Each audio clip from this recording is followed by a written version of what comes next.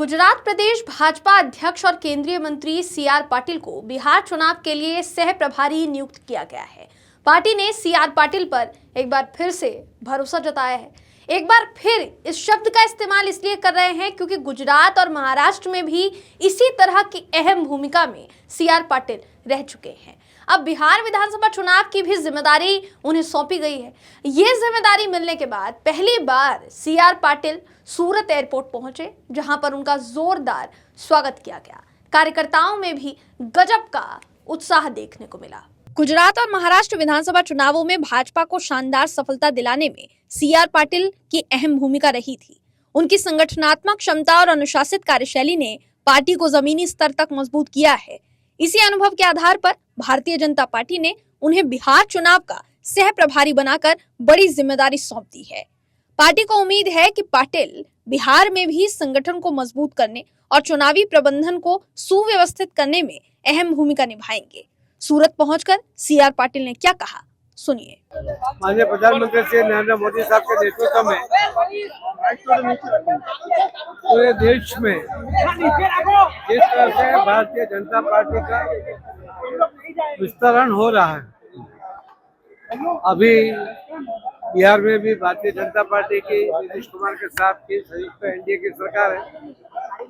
अभी जो इलेक्शन है उसके अंदर माननीय श्री अमित भाई शाह साहब और श्री राष्ट्रीय अध्यक्ष जेपी नड्डा साहब ने बिहार में सब प्रभारी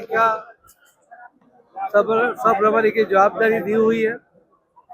मुझे विश्वास है कि सूरत में भी बिहार के लाखों लोग हैं, वो भी अपने विस्तार के साथ अपने क्षेत्र में बिहार में अपने अपने क्षेत्र में अपने अपने विधानसभा में उनका वहाँ पर भी से है, उनकी बात वहाँ के लोग भी मानते हैं।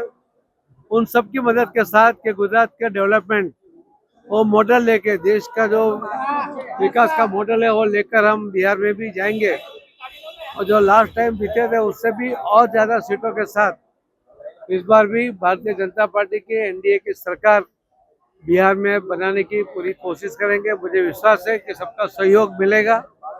बिहार के लोग वो भी माननीय प्रधानमंत्री मोदी जी के विकास मॉडल के ऊपर उनको बहुत विश्वास है और बहुत बड़ा काम विकास का बिहार में भी हो रहा है। सर, बिहार इलेक्शन में मुख्य मुद्दा क्या रहेगा?